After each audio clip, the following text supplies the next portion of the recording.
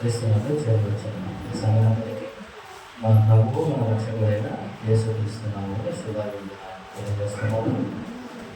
మీరు ముందుగా ప్రకటించిన విధంగా ఈరోజు వినబోయేటువంటి ప్రసంగ అంశం ఏంటి అంటే సంగీతానికి మూలం ఎవరు, సంగీతానికి మూలం ఎవరు అనేటువంటి సందేశాన్ని వినబోతున్నాము కనుక ప్రతి ఒక్కరు జాగ్రత్తగా వినాలని ప్రేమతో మనందరినీ కోరుతున్నాము. మూలం అనగానే ప్రారంభము, మొదలు పెట్టడము అనేది మనకు అర్థం కావాలి.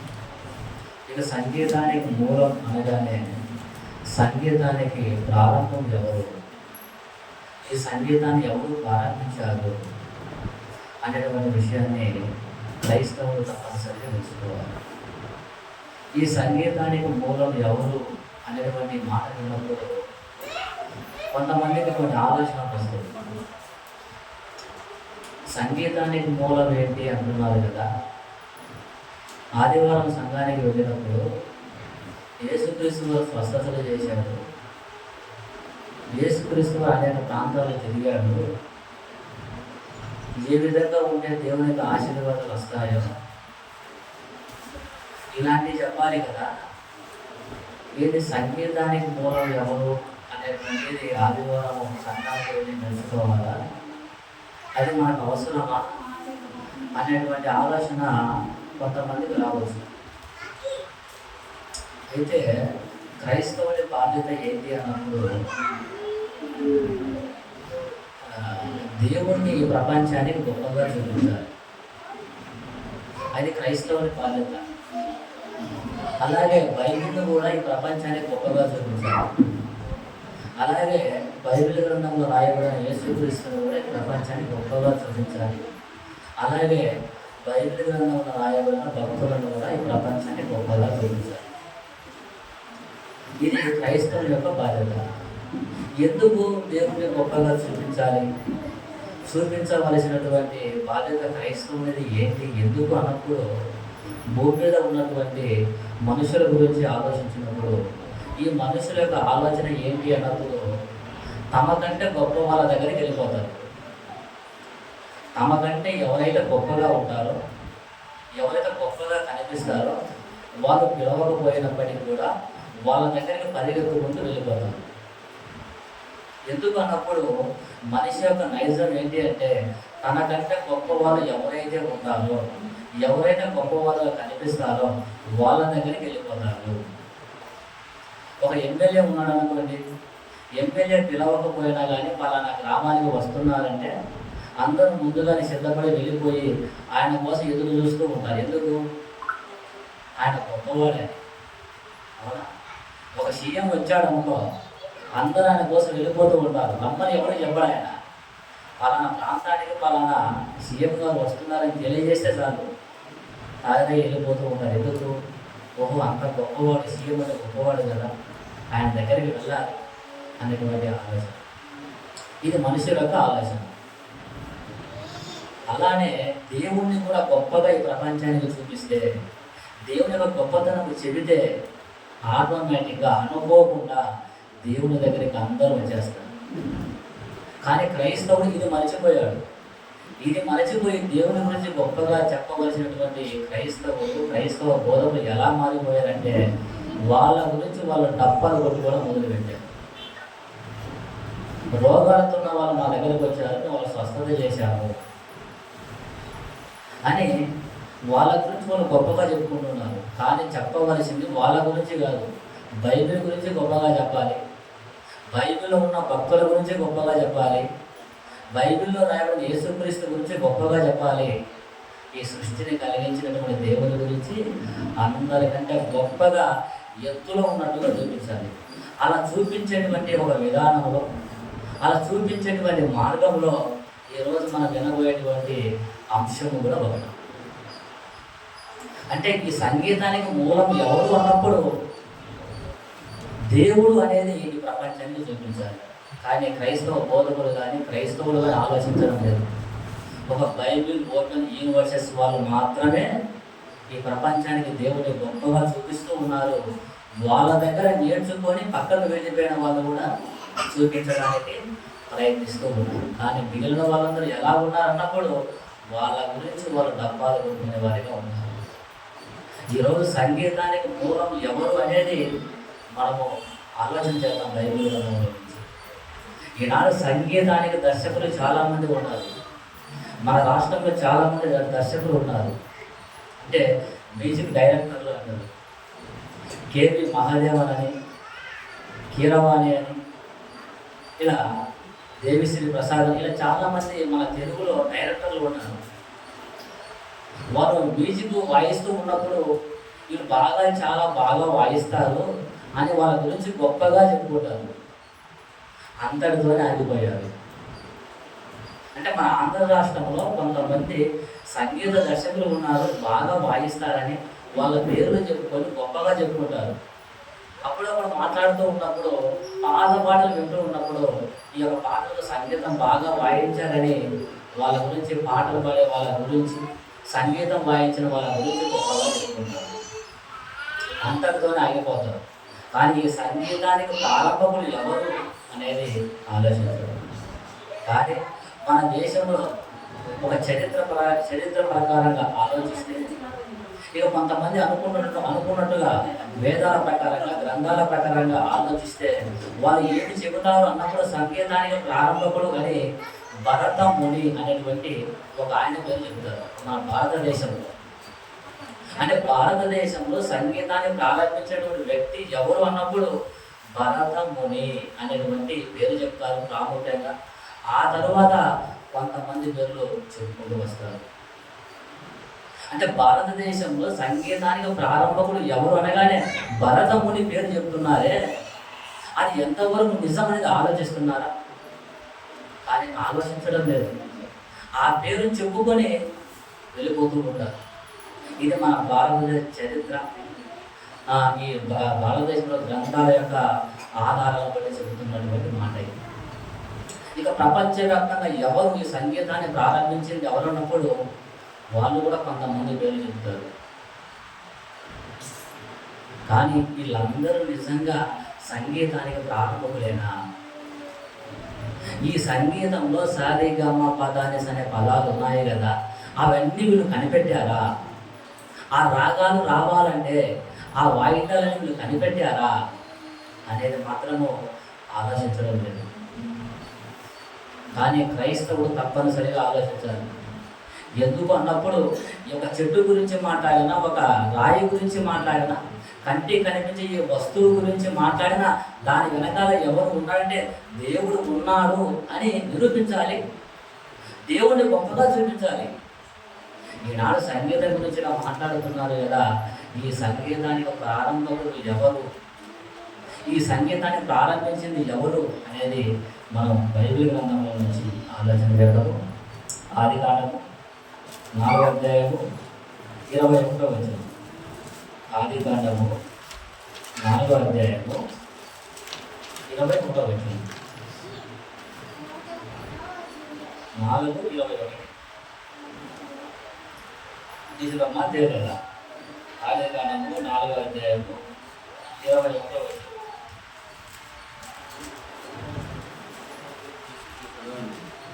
తీసిన వాళ్ళు చదవండమ్మా, లేకపోతే నేను చదువుతాను. ఆదికాండము 4వ అధ్యాయం 21వ వచనం. అతని సహోదరుని పేరు యూబాలు, ఇతడు సితారాను, సాలికను వాడుక చేయు వాళ్ళందరికీ మూల పురుషుడు. ఇక ప్రారంభ గ్రంథమైన ఆదికాండంలో ఏం రాయబడిందంటే యూబాలు అనేటువంటి వ్యక్తి ఉన్నాడు. యూబాలు, ఈ యూబాలు ఎవరు అన్నప్పుడు సీతారాను, సానికను వాడుక చేయు వారందరికీ మూల పురుషుడు.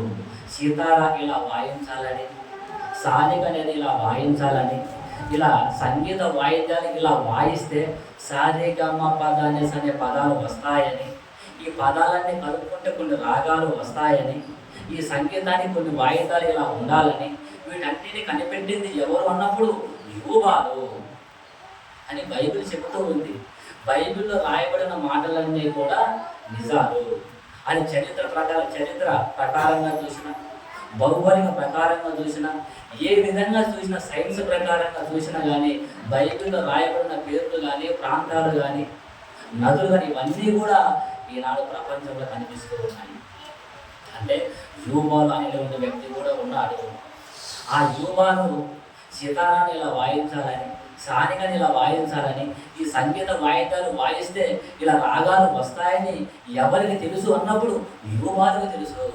అంటే మొట్టమొదటిసారిగా భూమి మీద సంగీతానికి ప్రారంభకుడు ఎవరు అంటే యూబాలు. ఇది బైబిల్లో రాయబడిన మాట. ఈనాడు క్రైస్తవులు సంగీతానికి మూల పురుషుడు భూమి మీద యూబాలని చెబుతున్నారంటే BOUY వాళ్ళు తప్ప మిగిలిన వాళ్ళు చెప్పడం లేదు. అంటే బైబిల్ గ్రంథంలో రాయబడింది కనపడలేదా? ఆలోచించండి. ఒక భారతదేశ చరిత్రను తీసుకొని దాని ఆధారంగా భరతమునని చెబుతున్నావే, కానీ భారతదేశంలో ఉన్నటువంటి బైబిల్ గ్రంథంలో యూబాలని రాయబడితే నువ్వెందుకు వాళ్ళు అలా చెబితే సైలెంట్గా ఉన్నావు? అంటే బైబిల్లో రాయబడినటువంటి యూబాలు సంగీతానికి మూల పురుషుడు అయినప్పుడు ఈ బైబిల్ గొప్పది అని ప్రపంచానికి, దేశానికి చూపించవలసిన బాధ్యత లేదా? ఆలోచించండి. అంటే భూమి మీద సంగీతానికి మూల పురుషుడు ఎవరు అంటే యూబాలు. ఈ సంగీతాన్ని ప్రారంభించింది ఆయనే. సంగీతంలో ఉన్నటువంటి వాయిద్యాలను తయారు చేసింది ఆయనే. ఆయన దగ్గర నుంచి భూమి మీద ఉన్న మనుషులందరికీ సంగీతాన్ని నేర్చుకున్నారు. వాళ్ళు ఎవరైనా కానీ ప్రపంచంలో, అంటే భూమి మీద సంగీతానికి మూల పురుషుడు ఎవరు? యూబాలు. అయితే యూబాలు సంగీతం ఎలా వచ్చింది అంటే యూబాలే నేర్చుకున్నాడా? ఎవరి దగ్గరైనా నేర్చుకుని వచ్చాడా? ఒకవేళ యూబాలే సంగీతాన్ని ప్రారంభిస్తే యూబాలు గొప్పవాడైపోతాడు, అంతే కదా. అంటే యూబాలు కంటే గొప్పవాడు ఉన్నాడు. చూద్దాం యూబాలు సంగీతం ఎలా వచ్చిందో. ఈ యూబాలు భూమి మీదకి రాకముందు, అంటే తల్లి గర్భం నుంచి భూమి మీదకి రాకముందు ఎక్కడ ఉన్నాడు చూద్దాం. కీర్తన గ్రంథము 91వ అధ్యాయం 1వ వచనం. కీర్తన గ్రంథము 91వ అధ్యాయము 1వ వచనం. 90 అధ్యాయం 1వ వచనం. 91. ప్రభువా, తరతరముల నుండి మాకు నివాస స్థలము నీవే. ప్రభువా, తరతరముల నుండి నివాస స్థలము నీవే. అంటే భూమి మీదకి వచ్చిన మనుషులందరూ కూడా తల్లి గర్భం నుంచి భూమి మీదకి రాకముందు ఎక్కడ ఉన్నారంటే దేవునిలో ఉన్నారు. మనందరం కూడా భూమి మీదకి రాకముందు ఎక్కడ ఉన్నామంటే దేవునిలో ఉన్నాం, పరలోకంలో. అలాగే యూబాలు కూడా తల్లి గర్భం నుంచి భూమి మీదకి రాకముందు పరలోకంలో దేవునిలో ఉన్నారు. ఆ యూబాలు ఒక్కడే కాదు, ఆదాము మొదలుకొని ఈనాటి వరకు భూమి మీద ఉన్న మనుషులందరూ కూడా పరలోకంలో, భూమి మీదకి రాకముందు పరలోకంలో దేవునిలో ఉన్నారు. అలాగే యూబాలు కూడా భూమి మీదకి రాకముందు దేవునిలో పరలోకంలో ఉన్నారు. చూడండి, ఇంకొక మాట కూడా చూద్దాం. దేవుడు యోబుతో మాట్లాడిన మాటను యోబు గ్రంథము 38వ అధ్యాయము 4వ వచనం. యోబు గ్రంథము 38వ అధ్యాయము 4వ వచనం. ఇక్కడ యోబుతో దేవుడు మాట్లాడుతూ ఏమంటున్నాడు చూడండి. నేను భూమికి పునాదులు వేసినప్పుడు నువ్వు ఎక్కడ ఉంటివి? నీకు వివేకము కలిగి ఉన్న ఎడల చెప్పుము. ఇక్కడ దేవుడు యోబుతో మాట్లాడుతూ అంటున్నాడు, యోబు, నేను భూమిని కలగజేసేటప్పుడు నువ్వు ఎక్కడున్నావు యోబు? ఒకవేళ నీకు తెలివి ఉంటే చెప్పు, నీకు జ్ఞానం ఉంటే చెప్పు అనగానే యోబు సైలెంట్ అయిపోయాడు. యోబు నిశ్శబ్దం అయిపోయాడు. భూమికి పునాదులు వేసేటప్పుడు, భూమి కలిగించేటప్పుడు నేను ఎక్కడ ఉన్నానో, అసలు నేను ఎక్కడున్నా నాకే తెలియదు కదా, దేవుడు ఇలా అడుగుతున్నాడని యోబు గారు సైలెంట్ అయిపోయాడు, నిశ్శబ్దంగా ఉన్నాడు. అప్పుడు దేవుడే కలగ చేసుకొని మాట్లాడుతున్నాడు. 20వ వచనం, 21వ వచనం. నీవు బహువృద్ధుడవు, నీవు అప్పటికి పుట్టి ఉంటివి. చాలా అంటే యోబుతో దేవుడు మాట్లాడుతూ భూమికి పునాదులు వేసినప్పుడు నువ్వు ఎక్కడున్నావు యోబు? నేను భూమిని కలగజేశాను కదా, కలగజేసే సమయంలో నువ్వు ఎక్కడున్నావు? ఒకవేళ తెలిస్తే నీకు చెప్పు అనగానే యోబు సైలెంట్ అయిపోయాడు. భూమిని కలగజేసినప్పుడు నువ్వు ఎక్కడ ఉన్నావు నాకే తెలియదు కదా అనే నిశ్శబ్దంగా ఉండిపోతే మరలా దేవుడే మాట్లాడుతూ నీవు బహువృద్ధుడము, అప్పటికి నీవు పుట్టి ఉన్నావు అన్నాడు. యోబు, నేను భూమిని కలగజేసే సమయానికి నువ్వు ఉన్నావు, అప్పటికి నువ్వు పుట్టి ఉన్నావు అన్నాడు. అంటే భూమిని కలగజేసే సమయానికి యోబు గారు ఉన్నాడంటే ఉన్నాడు. అది ఎక్కడ ఉన్నాడంటే దేవునిలో ఉన్నాడు. అంటే భూమి మీదకి రాకముందు యోబు దేవునిలో ఉన్నాడు, పరలోకంలో. యూబాలు దేవునిలో ఉన్నాడు. ఆ యూబాలు సంగీతాన్ని భూమికి వచ్చిన తర్వాత ప్రారంభించాడు. అయితే దేవునిలో పరలోకంలో ఉన్నటువంటి యూబాలకు సంగీతం ఎలా వచ్చింది అంటే, యూబాలు భూమి మీద సంగీతాన్ని ప్రారంభిస్తే యూబాలు కూడా నేర్చుకుని ఉండాలి కదా. పరలోకంలో దేవుడిలో ఉన్నాడు. పరలోకంలో దేవుడిలో ఉన్నప్పుడు ఏమి జరిగింది పరలోకంలో చూద్దాం ఒకసారి. యోబు గ్రంథము అదే అధ్యాయము 7వ వచనం. యోబు గ్రంథము 38వ అధ్యాయం 7వ వచనం. హృదయ నక్షత్రములు ఏకముగా కూడి పాడినప్పుడు దేవదూతలందరూ ఆనందించి జయధ్వనులు చేసినప్పుడు దాని మూలరాతిని వేసిన వాడెవడు. ఉదయ నక్షత్రములు ఏకముగా కూడి పాడినప్పుడు అంటున్నాడు. అంటే నక్షత్రాలంటే అవి కూడా దేవదూతలే. సూర్యుడు దేవదూతే, చంద్రుడు దేవదూతే, ఇవన్నీ దేవదూతలు. ఉదయ నక్షత్రములు ఏకంగా కూడి పాడినప్పుడు అంటున్నాడు. అంటే దేవదూతలు పరలోకంలో ఏం చేస్తున్నాయట? పాటలు పాడుతున్నాయట. అలానే ఉందా? ఉదయ నక్షత్రంలో ఏకంగా కూడి పాడినప్పుడు దేవదూతలు ఆనందించి జయధ్వనులు చేసినప్పుడు అంటున్నాడు. అంటే పరలోకంలో దేవునిలో యూబాలు ఉన్నప్పుడు ఏమి జరిగిందంటే దేవదూతలు పాటలు పాడుతున్నాయట. పరలోకంలో దేవదూతలు పాటలు పాడుతూ ఉన్నాయి. భూమి మీద మనుషులు ఎలా పాటలు పాడతారు? ఆదివారం వస్తే ఆ విధంగా కోట్ల దేవదూతలు పరలోకంలో పాటలు పాడుతూ ఉన్నాయంట. ఆ పాటలన్నీ కూడా యూబాలు విన్నాడు. అయితే దేవతలు ఏమని పాటలు పాడుతున్నాయి చూద్దాం ఒకసారి. ఏమని దేవతలు పాటలు పాడుతున్నాయో యెషయా గ్రంథము 6వ అధ్యాయం 3వ వచనం. యెషయా గ్రంథము 6వ అధ్యాయము 3వ వచనం. దేవదూతలు ఏమని పాటలు పాడుతున్నాయో చూద్దాం. యెషయా గ్రంథము 6వ అధ్యాయము 3వ వచనం.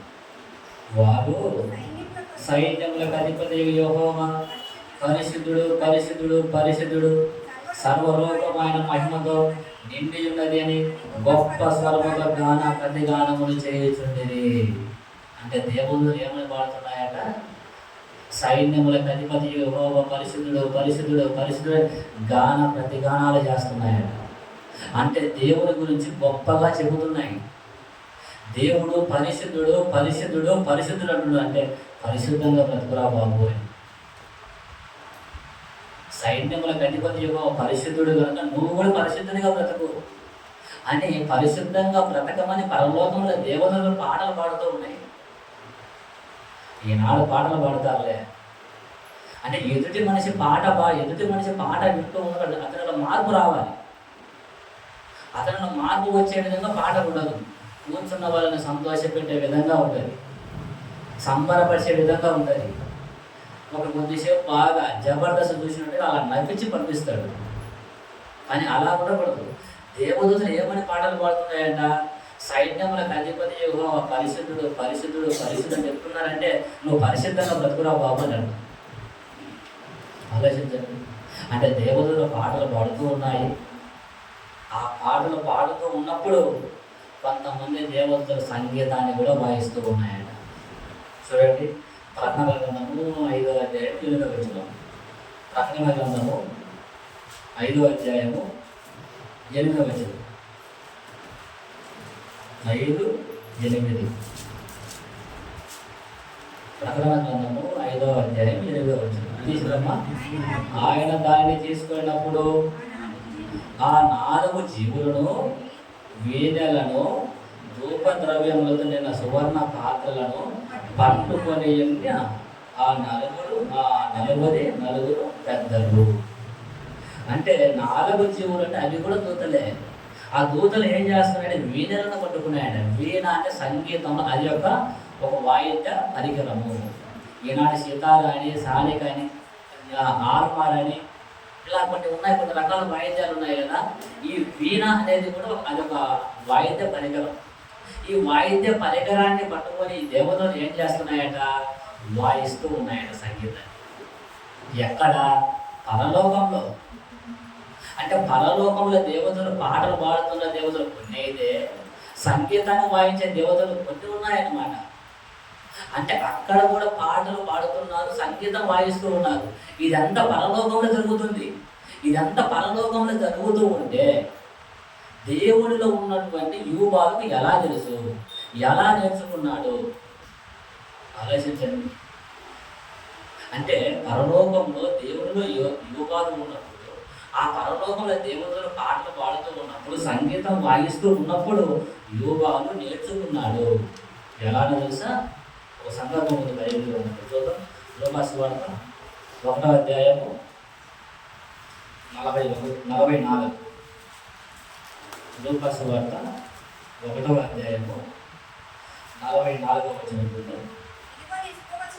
ఇదిగో నీ శుభవచనము నా చెవిన పనగానే నా గర్భంలోని శిశువు ఆనందంతో గంతులు వేసెను. ఇక్కడ ఎలిజబెత్ దగ్గరికి మరియమ్మ వచ్చింది. ఎలిజబెత్ గర్భంతో ఉంది. ఆమె గర్భంలో బాప్తిసం ఇచ్చి యోహాను ఉన్నాడు. బాప్తిసం ఇచ్చి యోహాను గర్భంతో ఉన్నప్పుడు ఎలిజబెత్ దగ్గరికి మరియమ్మ వచ్చింది. మరియమ్మ వచ్చి మాట్లాడుతూ ఉంది. అలా మరియమ్మ మాట్లాడుతూ ఉన్నప్పుడు ఎలిజబెత్ గర్భంలో ఉన్నటువంటి బాప్తిసం ఇచ్చి యోహాను గారు విన్నాడట. విని గంతులు వేశాడట. అంటే గంతులు వేయడం అంటే భూమి మీద ఉన్నప్పుడు ఎగురుతూ ఉంటారు, కానీ గర్భంలో ఉన్నప్పుడు కాళ్ళు చేతులు కదిలించడం, అలా ఇలా కదలడం చేస్తూ ఉంటారు.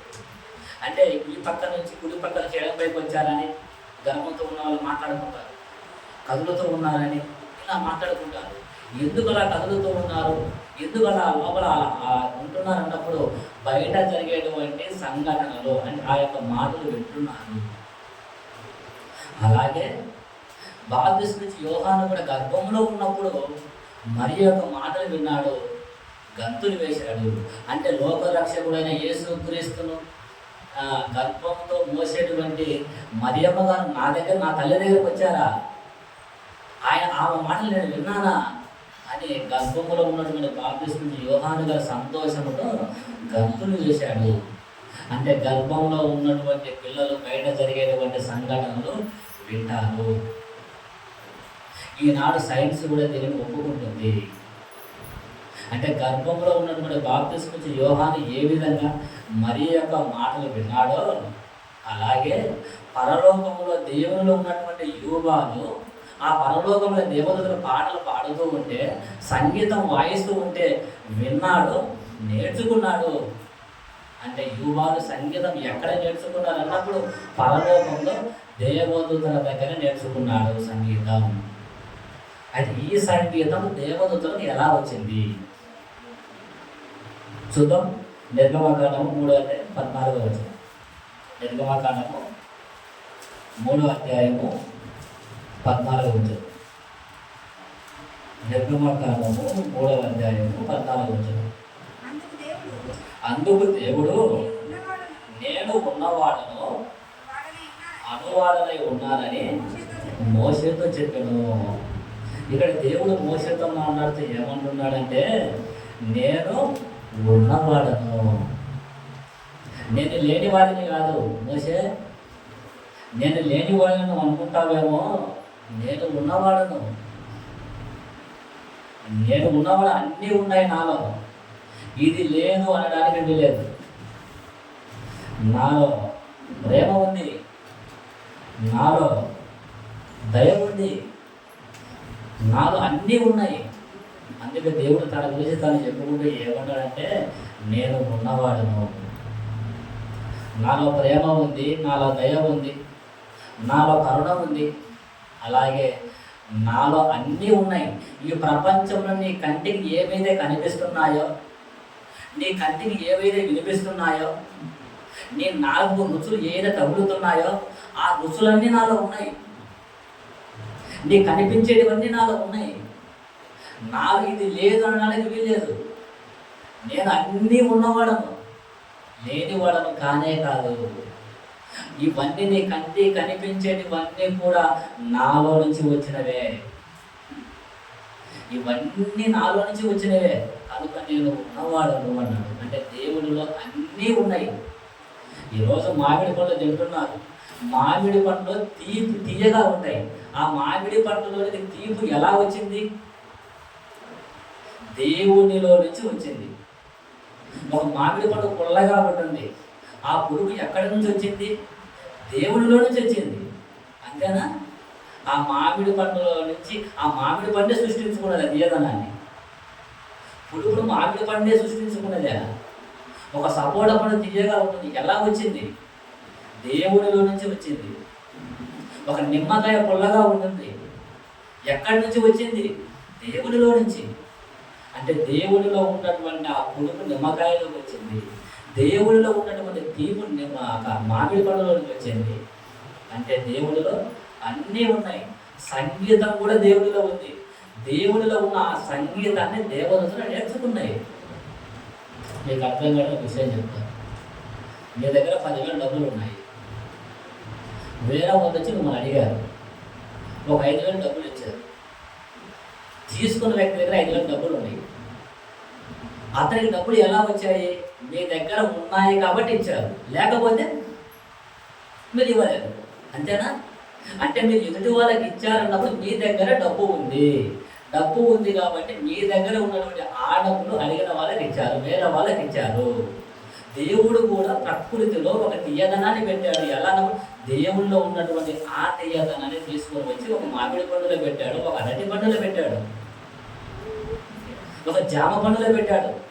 అంటే ఈనాడు కంటికి కనిపించి ఎన్ని రకాల రుచులు ఉన్నాయో ఆ రుచులన్నీ కూడా ఎవరిలో ఉన్నప్పుడు దేవుడిలో ఉన్నాయి. దేవుడిలో ఉన్న అవన్నీ కూడా ప్రకృతిలో పెట్టాడు నీకోసం. అంటే అలానే ఈ సంగీతము కూడా దేవునిలో ఉంది. సంగీత వాయిద్యాలు ఇలా ఉండాలని, సంగీతాన్ని వాయిద్యాలు ఇలా వాయిస్తే సరిగమ పదాన్ని అనే పదాలు వస్తాయని, ఇవన్నీ ఎవరికి తెలుసు అన్నప్పుడు, ఇవన్నీ ఎవరిలో ఉన్నాయి అన్నప్పుడు దేవుడిలో ఉన్నాయి. ఈనాడు ఒక సితారా తయారు చేయాలంటే దానికి కొన్ని వస్తువులు కావాలి. ఆ వస్తువులు ఎక్కడి నుంచి వస్తున్నాయి? ప్రకృతిలో నుంచి. ఆ ప్రకృతిలో ఎవరు పెట్టారంటే దేవుడు పెట్టాడు. ఆలోచించండి. ఈనాడు ఒక బాక్స్, సౌండ్ బాక్స్ ఎక్కడి నుంచి వచ్చిందంటే ప్రకృతిలో నుంచే. ప్రకృతిలో ఉన్నటువంటి వస్తువుల ద్వారా నువ్వు తయారు చేశావు. ప్రకృతిలో ఎవరు పెట్టారు? దేవుడు పెట్టాడు. ఇవన్నీ ఆలోచిస్తే ఈ సంగీతానికి ప్రారంభకుడు ఎవరు అంటే దేవుడు. దేవుడు పరలోకంలో ఆ దేవుడు దేవదూతలకు నేర్పిస్తే, ఆ దేవదూతలు నేర్చుకుని ఆ పరలోకంలో పాడుతూ ఉంటే, సంగీతాన్ని వాయిస్తూ ఉంటే, ఆ సంగీతాన్ని దేవునిలో ఉన్నటువంటి యూబాలు నేర్చుకున్నాడు. యూబాలు భూమికి వచ్చిన తర్వాత సంగీతానికి భూమి మీద మూలపురుషుడయ్యాడు, మూలమయ్యాడు భూమి మీద. కానీ యూబాలు దేవదూతల దగ్గర నేర్చుకున్నాడు. ఆ దేవదూతలు దేవుడి దగ్గర నేర్చుకున్నాడు. అంటే సంగీతానికి మూలం ఎవరు అన్నప్పుడు దేవుడు. సంగీతానికి మూలం దేవుడు అని ఎవరు చెప్పాలి? క్రైస్తవుడు చెప్పాలి. బాగా డ్రమ్స్ వస్తాయని కూర్చోబెట్టి డబ్బా వాయించడం కాదు. మనం రోజు వాయిస్తున్నామమ్మా ఈ డ్రమ్స్, ఈ బేసు, వీటన్నిటికి మూలం ఎవరో తెలుసా? దేవుడమ్మా. ఇంత గొప్పవాడు దేవుడు అని దేవుడి గురించి గొప్పగా చెప్పాలి. అవి మర్చిపోయారు. ఆయన గురించి ఆయన గొప్పగా చెప్పుకుంటారు, ఆయన చర్చి గురించి ఆయన గొప్పగా చెప్పుకుంటారు. ఇది ఎంతవరకు న్యాయం? నా గురించి గొప్పగా చెప్పు, నేను రాయించిన బైబిల్ గ్రంథం గురించి గొప్పగా చెప్పు, నా ప్రియకుమారుడు యేసుక్రీస్తు గురించి గొప్పగా చెప్పని దేవుడు కోరుకుంటే అవన్నీ పక్కన పెట్టేసి నీ ఇష్టానుసారం నువ్వు చెప్పుకుంటావా? అంటే దేవుడు పక్కన పెట్టేస్తావా? ఆలోచించండి. ఏ విధంగా ఎప్పుడు ఎలా మొదలు పెట్టిన ప్రసంగాన్ని లాస్ట్కి ఎక్కడికి వెళ్ళాలన్నప్పుడు దేవుడు గొప్పవాడు, బైబిల్ గొప్పది, యేసుక్రీస్తు గొప్పవాడు అని లాస్ట్కి వెళ్ళిపోవాలంటే అదే చెప్పాలి, అదే చూపించాలి. ఎందుకన్నప్పుడు అందరూ బైబిల్ దగ్గరికి రావాలి, యేసుక్రీస్తు దగ్గరికి రావాలి, దేవుడి దగ్గరికి రావాలి. అలా రావాలన్నప్పుడు గొప్పగా చూపించాలి. ఈనాడు సంగీతానికి మూలం ఎవరన్నప్పుడు దేవుడు. ఆ దేవుడు సంగీతానికి ప్రారంభం. ఈ సంగీతం అంటే దేవునికి చాలా ఇష్టం. ఎంత ఇష్టమో తెలుసా? ఈ సంగీతాన్ని దేవుడు ప్రారంభించడం వెనకాల దేవుడి ఉద్దేశం ఏంటో తెలుసా? దేవునికి భవిష్యత్తు మానవ యొక్క ఆలోచన తెలుసు. మనిషి యొక్క ఆలోచన ఎలాంటిది అన్నప్పుడు కొంతమంది మాట్లాడితే వింటారు, కొంతమంది మాటలను పాటలుగా మార్చి చెబితే వింటారు. మాట్లాడితే వినేవాళ్ళు కొందరైతే, కొంతమంది మాట్లాడితే వినరు. ఒక మా పాటగా మార్చి దానికి సంగీతాన్ని జోడించి చెప్పామనుకో, ఇది ఇది ఇది ఈ పాట బాగా రాశారయ్యా, ఈ పాట బాగుందని. ఎందుకంటే అంటున్నామంటే సంగీతాన్ని కలిపి నీకు ఒక పాటగా మార్చేసరికి నీకు అర్థమవుతుంది. అంటే కొంతమంది ఇలా పాట రూపంలో వింటారంటే దేవుడికి తెలుసు, కొంతమంది మాటల రూపంలో చెప్తే వింటారని దేవుడికి తెలుసు, ఇక కొంతమంది దృశ్య రూపంలో చూపిస్తే వింటారు. అలా వింటే వాళ్ళలో మార్పు కలుగుతుంది అనే దేవుడికి తెలిసి సంగీతాన్ని ఈ భూమికి పంపించడం జరిగింది. ఆ సంగీతాన్ని ప్రారంభించడం జరిగింది. అంటే ఈ సంగీతం అనేది దేవుడికి చాలా ఇష్టం. ఈ సంగీతానికి దేవుని మాటలను పాటలుగా మార్చి చెప్పాలి. ఈనాడు పాటలు ఎలా రాస్తున్నారంటే, ఒకసారి ఈనాడు పాటలు రాసేవాడు ఎలా రాస్తున్నారు తెలుసా? ఏదో పదాలు కలిశాయని రాస్తూ ఉన్నారు, పాడుతూ ఉన్నారు. ఏదో వాయిస్ ఆ యొక్క రాగం బాగుందని వాళ్ళ ఇష్టానుసారంగా పాడుతూ ఉన్నారు. ఆ యొక్క పాటలు విని అయ్యగారు పాట బాగా రాశారు. ఒకసారి చూడండి, ఒకసారి ఎలా పాటలు రాస్తున్నారు. వాడెవరో ఈ లోక సంబంధమైన ఊ అంటావంటే వాళ్ళు చూడండి. అంటే ఏంటి? అంటే క్రైస్తవ బోధనలు ఎలా మారుతున్నారు ఆలోచించారు. ఈనాడు యూట్యూబ్లో చాలా ఉన్నాయి, ఆలోచించండి. ఇప్పుడు చూడండి, అంటే దేవుడు సంగీతాన్ని ఇచ్చిన ఎందుకన్నా నీకు, రే నీ సంగీతానికి నా మాటలను పదాలుగా మార్చి అర్థమయ్యే విధంగా ఒక రాగాన్ని కలిపి చెప్పరా బాబు అంటే ఎవరు ఈ లోక సంబంధమైన ఊ అంటావంటే దాన్ని తీసుకుని వచ్చారు. చూడండి ఒకసారి చూడండి ఎలా ఉంది ఆ మాట, ఎలా ఉంది. ఎవరో క్లబ్ డ్యాన్స్లో పాడినట్టుగా, క్లబ్ డ్యాన్స్లో ప్రవర్తించినట్టుగా ఉంది. అది ఎంతవరకు న్యాయంగా ఉంది ఆలోచించండి. ఈ క్రైస్తవం ఎటుపోతుంది?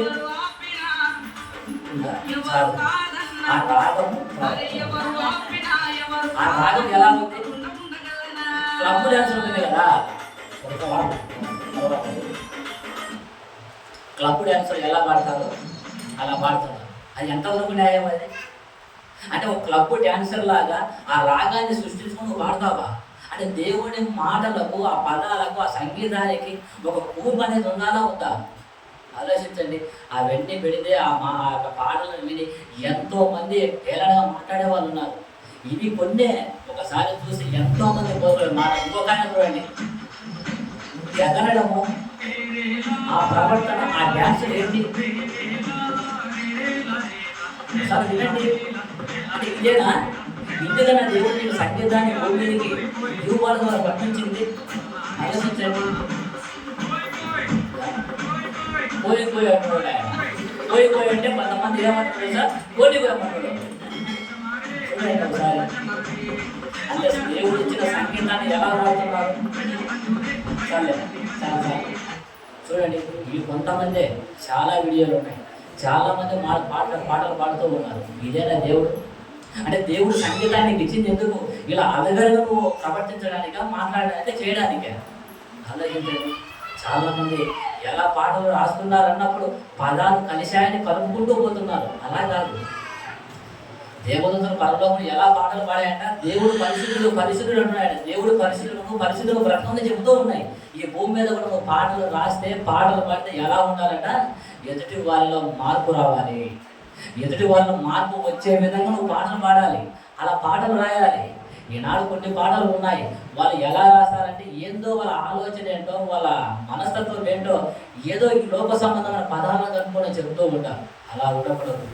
ఒక పాట రాశామంటే, ఒక పాట పాడించామంటే దానిలో ఏది ఉండాలన్నప్పుడు దేవుడి మాటలు ఉండాలి. ఈనాడు పిఓ యూఐ వాళ్ళు పాటలు రాశారంటే ఎలా ఉంటాయో తెలుసా?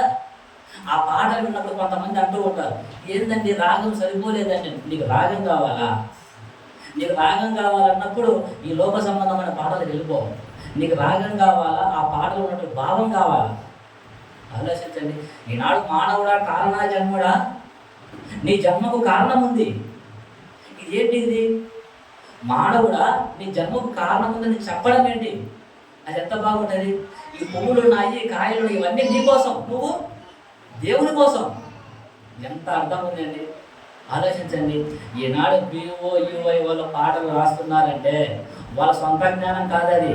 బైబిల్లో భక్తుల జ్ఞానాన్ని తీసుకొని వాళ్ళను మార్గదర్శిగా తీసుకుని పాటలు రాస్తూ ఉన్నారు. తెలుసా? ఆ సందర్భాన్ని చూసుకుని ముగించుకున్నాం. అపోస్తల కార్యంలో గ్రంథము 16వ అధ్యాయము 25వ వచనం. 16 అపోస్తల కార్యంలో గ్రంథము 16వ అధ్యాయము 30వ వచనం చూడమ్మా. 30 చదవమ్మ, చూడమ్మ ఒకసారి.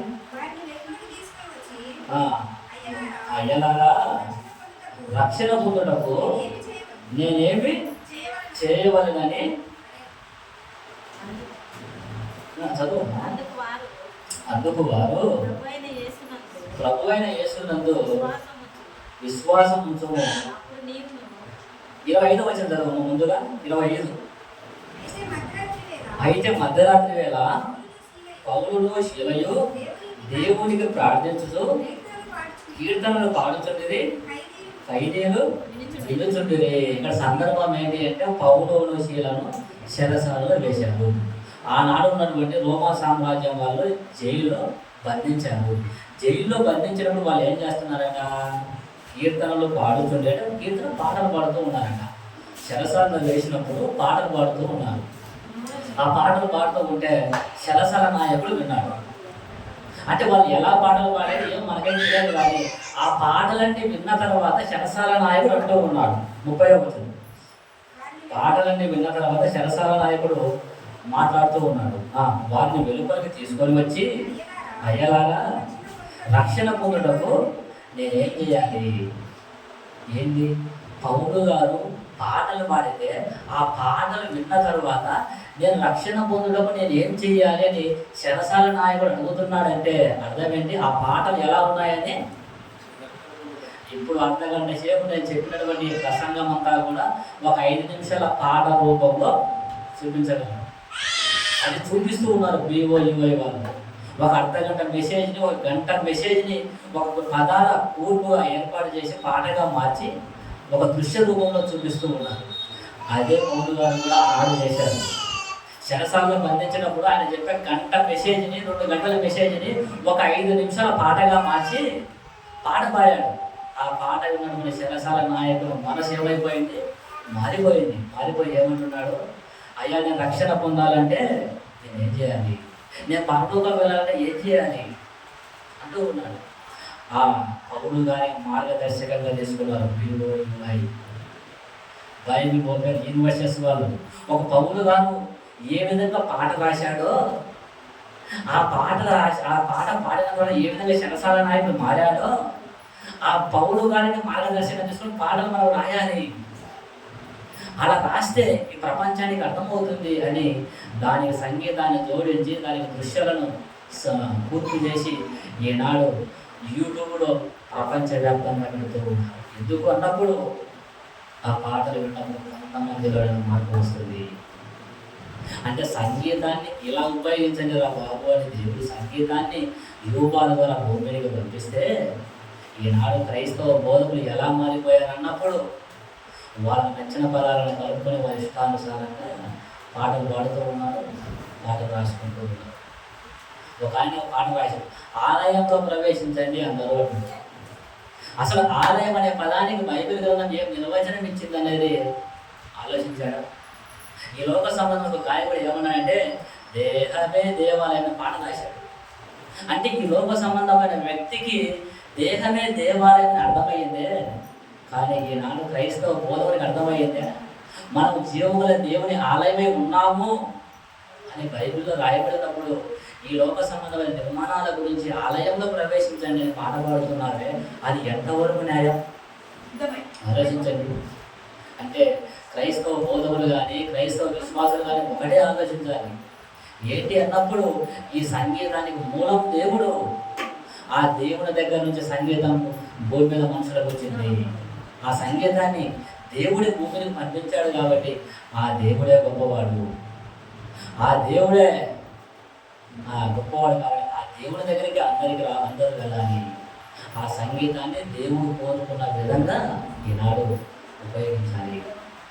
కనుక మీరందరూ కూడా ఈ సంగీతానికి మూలం ప్రారంభముడు దేవుడు అనేది మీరందరూ గ్రహించి మీరు విన్నటువంటి మాటలను ఈ మాటల వల్ల మీకు ఏమి రావాలన్నప్పుడు ఎవరు ఎలా ప్రవర్తించినప్పటికీ ఊరుకోకుండా మీకు తెలిసినటువంటి జ్ఞానంతో మీకున్నటువంటి పరిధిలో మీరు కూడా మీ చుట్టూ ఉన్నటువంటి వారిని సరిచేసే వారిగా ఉండాలి.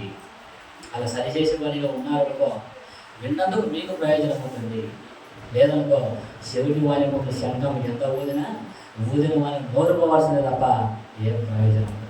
కనుక విన్నటువంటి మీరందరూ కూడా మంచి నిర్ణయాన్ని తీసుకొని సంగీతానికి మూలం దేవుడు అని మీకు తెలిసిన వారికి చెప్పి ఈ సంగీతాన్ని ఎలా వాయించాలో ఈ సంగీతాన్ని ఎలా ఉపయోగించాలో ఒక పౌలు గారిని చూపించండి.